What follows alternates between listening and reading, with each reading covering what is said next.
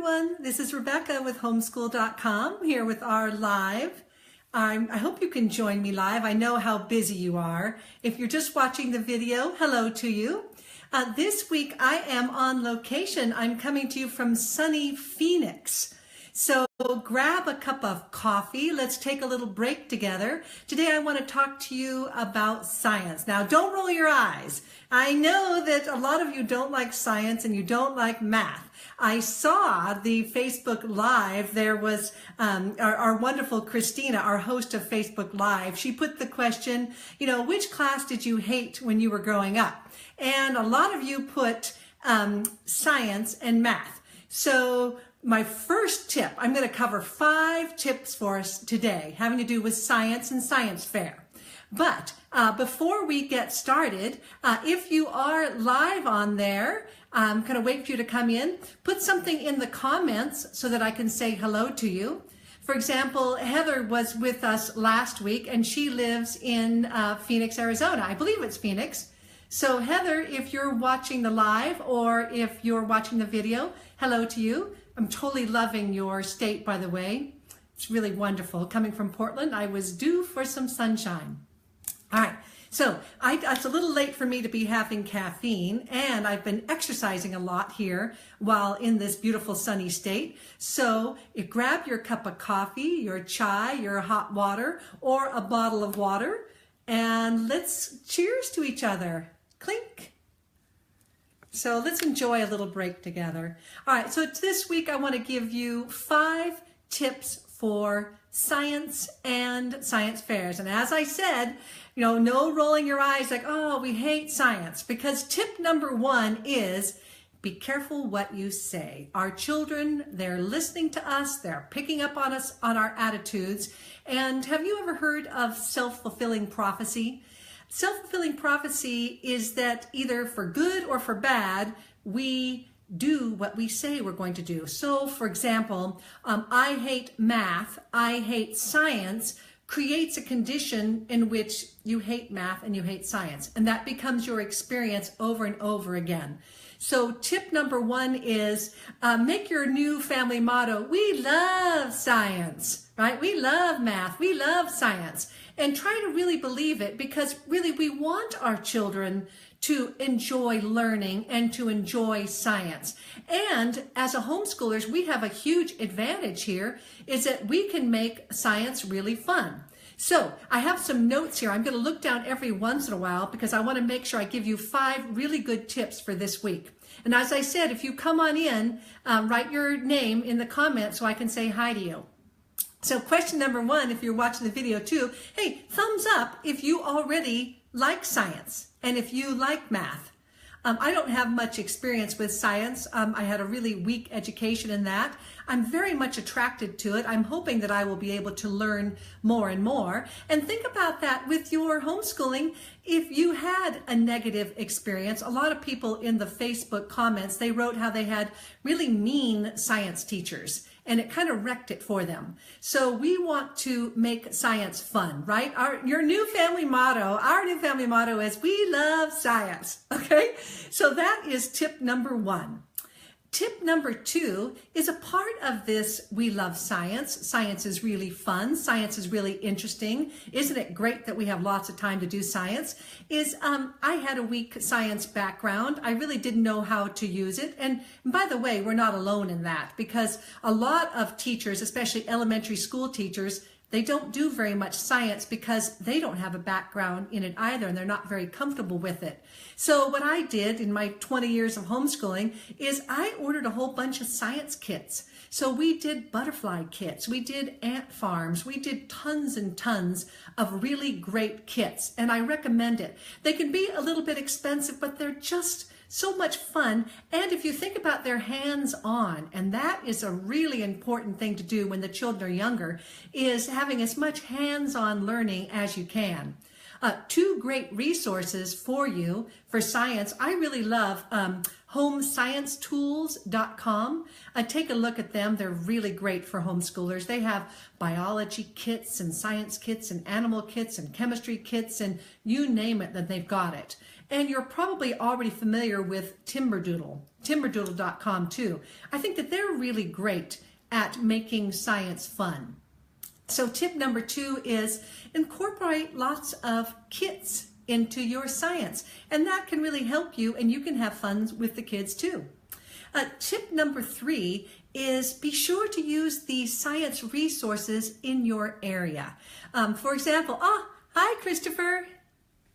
Hi Christopher Jamie, nice to see you. So in fact, these tips are really good whether you are homeschooling or not. So I know that Christopher's family, their education is a top priority for them, but they don't homeschool full time. I like to think of them as after schoolers. So they love learning, and when their children get back from school, they do science kits. And they probably, Christopher, hopefully you're saying things like, we love science all the time, right, to your kids, because you want them to be passionate about learning. So tip number 3 is use the museums in your area. Now in Portland, where I am, we have OMSI, the Oregon Museums of Science and Industry. Oh, it's fantastic. They even have classes, science classes for homeschoolers. They have chemistry classes, they have microscope classes. So take a look in your area and see if you have museums that offer science classes, homeschooling classes. And also remember those nature centers. So in our family, we had Field Trip Friday, because usually by Friday, I just had to get out of the house.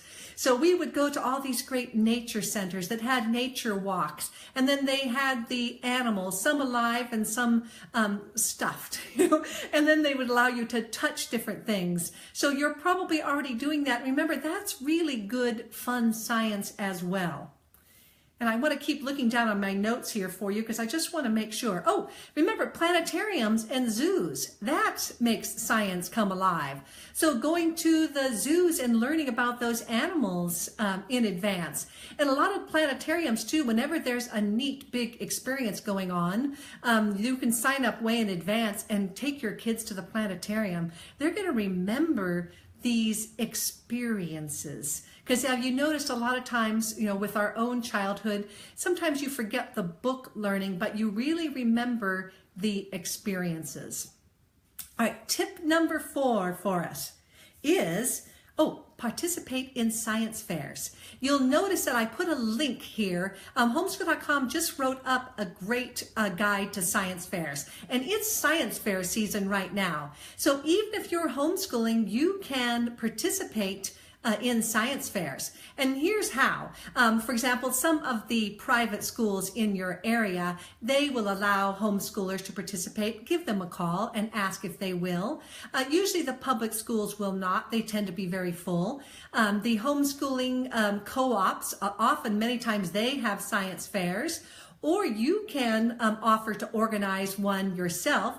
And remember, if you have, a close neighborhood, or if you have a large family, you can make your own science fair. Last week on the live, we talked about lap books. So remember that these little manila folders are great lap books for science. You can bend them like this, and you can turn them into 4-panel displays for science fair exhibits. A lot of times it's, panel 1, panel 2, panel 3, and panel 4, and they stand up very lightly. And what they say is that when family comes over or friends, when they see examples of all the great learning that your children have been doing, then you're being really good ambassadors for learning and for homeschooling, aren't you? You're showing that learning is fun and what a priority it is for your family. So if you do these wonderful little science lap books now, display them, proudly display them around your house. I also used to have bulletin boards. So tip number 5 is, all of the advantages that homeschoolers have when it comes to science. As I mentioned earlier, a lot of times the teachers in elementary school, they don't have a strong science background and they're not as comfortable, so they may not do as much science. And also they may have 20, 30, 40 kids in a classroom, and they can't necessarily afford to have a science kit for each one of the students, or to be able to monitor, 20, 30, 40 children as they do hands-on experiments. But you can, because you have 1, 2, 5, 7 children, makes it much easier for you to do these live hands-on experiments and to be able to do these wonderful kits. So that is a great advantage of being a homeschooler when it comes to science.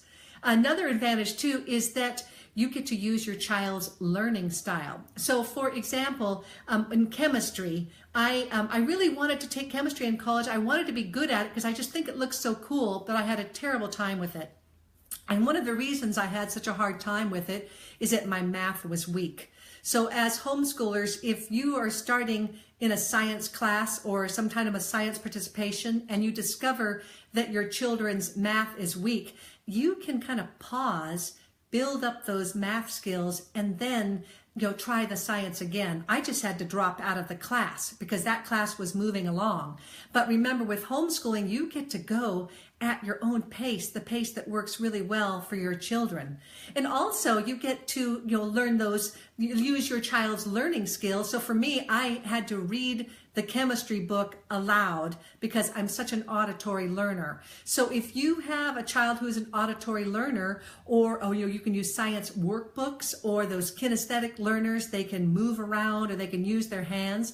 You can incorporate your child's learning style to give them a rich, fun, positive experience when it comes to science, and for math too. We're going to be talking more coming up in a future live about how to use learning styles in math as well. So going over these 5 tips, I want to talk a little bit more about the advantage of homeschooling also is that you can have really nice teachers. Did you notice in the Facebook Live that for some of them, they didn't like chemistry and the sciences because they had kind of really strict teachers? Some of them described them as bullies, teachers who were bullies. So obviously you can make sure that you find nice teachers for it. And also because I wanted my children to have a rich science experience, I actually hired science teachers to come in. There was a great group called Mad Science, and they would come in the white lab coats, and they did these fantastic experiments.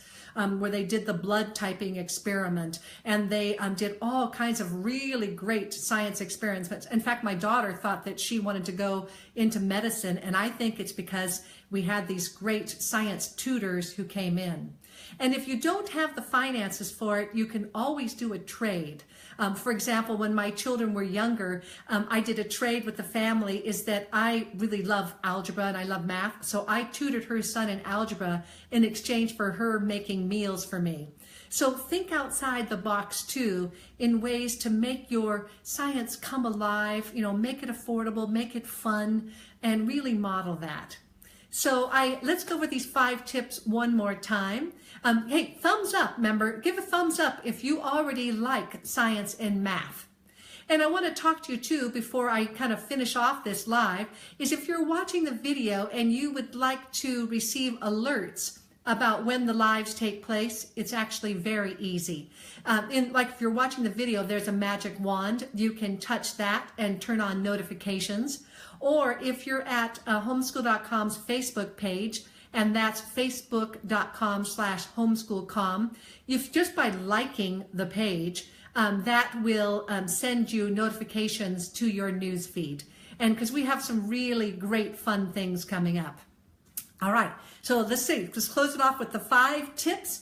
And it is tip number 1, watch what you're saying about science. Because it's self-fulfilling prophecy, you want your kids to have positive ideas about science. Science is fun. We love science. None of that. Try to stop yourself from saying, oh, science is hard, or I never liked science, okay? Because they are going to pay attention to that.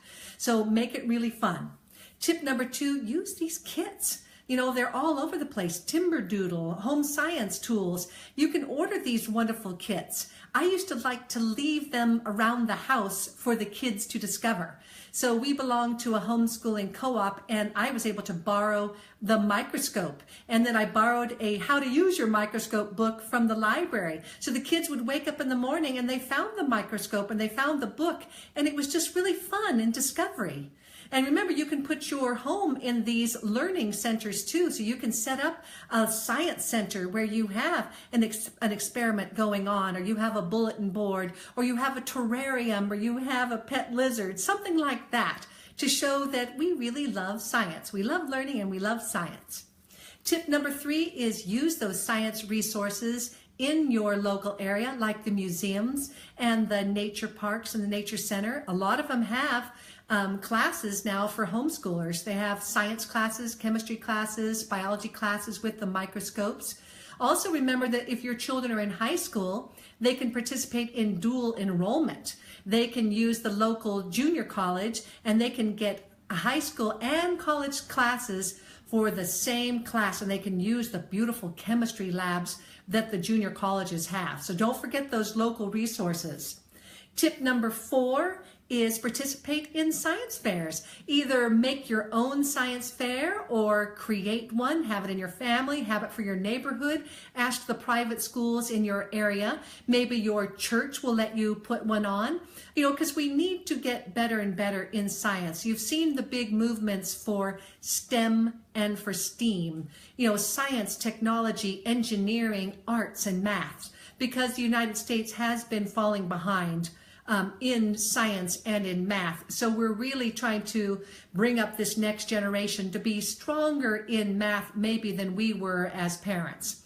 So you'll see a lot of great free resources on the internet for STEM, S-T-E-M, and STEAM, S-T-E-A-M. Hey, so thumbs up if you know what the difference, put a thumbs up if you know what the difference is between STEAM and STEM.